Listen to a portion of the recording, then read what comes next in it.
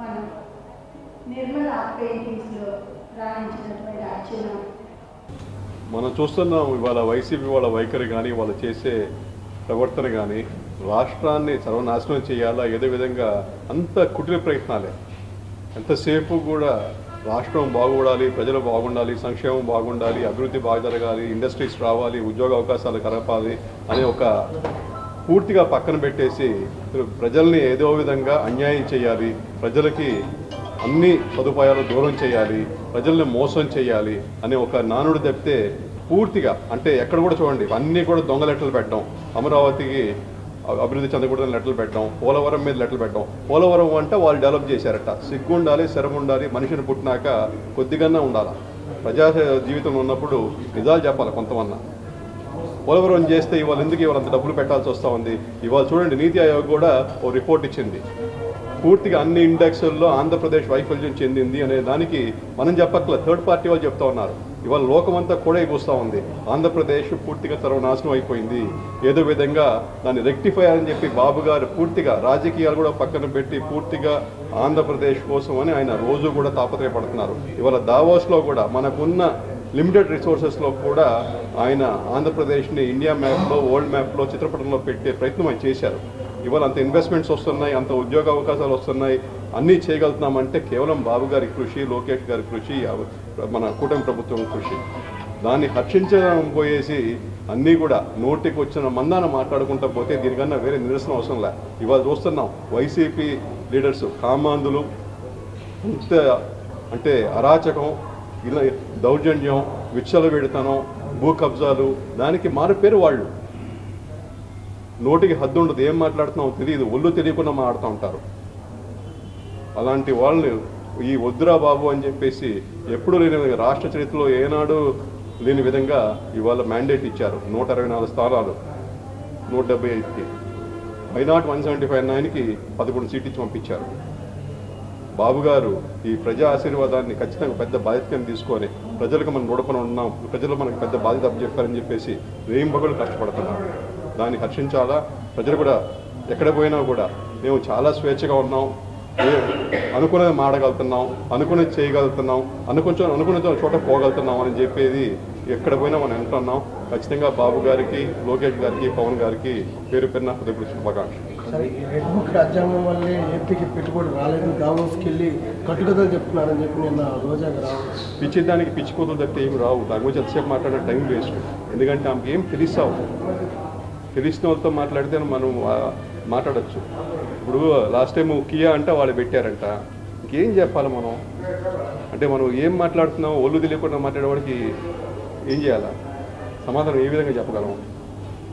విజయసాయి రెడ్డి రాజీనామాకు సంబంధించి అంటే ఇంకా వాళ్ళ లీడర్షిప్ మీద నమ్మకం లేకనో, లేకపోతే ఇది ఆయనే చెప్పాడు కదా, ఇంకా వేరే చెప్పాల్సిన అవసరం ఉంది. వాళ్ళ లీడర్షిప్ మీద నమ్మకం లేకపోతున్నాడా అని మేము అనుకుంటున్నాం. అది వాళ్ళ పార్టీ ఇంటర్నల్ అఫేర్. మా అండర్స్టాండింగ్ ప్రకారం ఏంటంటే నమ్మకాలు లేక జగన్ నమ్ముకున్న వాళ్ళని దూరం పెట్టడమో లేకపోతే మోసం చేయడమో చేశాడని చెప్పి మేము నమ్ముతున్నాం. పవన్ కళ్యాణ్ తగినంత పవన్ కళ్యాణ్ భయపడే తీసుకెళ్ళి దావోస్ని కూడా నిన్న రోజే కామెంట్ చేశారు. చెప్తున్నాం కదా, ఆవుకి గంగిరెద్ది కూడా తేడా జరిగిన ఆమె. ఇవాళ ఆయన పంచాయతీరాజ్ మినిస్టరు, ఉప ముఖ్యమంత్రి. ఏ రోజు కూడా ఆయన దావోస్ వస్తానంటే బాబు గారు పెద్ద కార్పెట్ తీసుకెళ్తారు. అంతేగాని ఇన్వెస్ట్మెంట్ కోసం పోతున్నాం అక్కడికి. ఆడేమి పేరెంట్ అనుకో లేకపోతే ఇంకో అనుకో, వాడే ఓట్లు వేసేవాళ్ళు లేరు, ఏం లేరు. అక్కడ ఎందుకు పోతున్నాం దావోస్కి? ఆంధ్రప్రదేశ్లో పెట్టుబడులు పెట్టండి, ఆంధ్రప్రదేశ్లో ఏదో విధంగా మనకు ఉద్యోగ కల్పన చేయండి అనే ఒక దాని మీద పోతున్నాం. అంతేగాని అదేం పెద్ద ఇదేం కాదు. అక్కడ ఓట్లు వేసేవాళ్ళు లేరు, చూసేవాళ్ళు లేరు. దానంతా మర్చిపోయేసి పవన్ కళ్యాణ్ గారిని తీసుకెళ్ళలేదు. ఏంటి మాటలు అసలు? ఆయన వస్తుంటే కాదన్నారా? మీ నియోజకవర్గంలో చిన్నారిపై లైంగిక దాడికి సంబంధించి ఎలాంటి చర్యలు? ఖచ్చితంగా వాళ్ళ మీద పాస్కో చట్టం పెట్టడం జరిగింది. వైసీపీ నాయకుడు ఒకడు వచ్చేసి చిన్న 3 ఏళ్ల పాప మీద లైంగిక దాడి చేశాడు. అది కూడా విచారణ స్టేజ్లో ఉంది. ఖచ్చితంగా పూర్తిగా అంటే చట్టం పూర్తిగా చర్య తీసుకుంటుందని చెప్పి బాధిత కుటుంబానికి కూడా హామీ ఇస్తాము.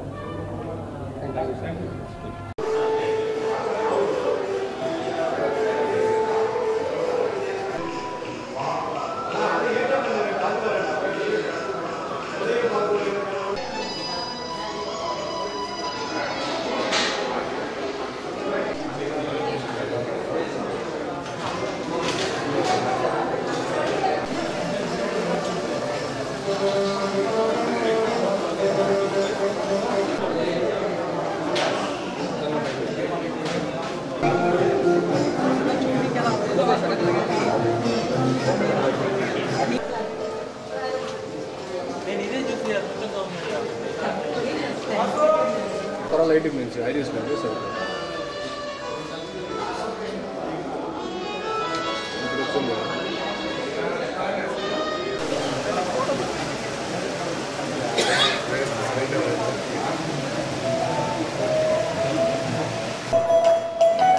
Light light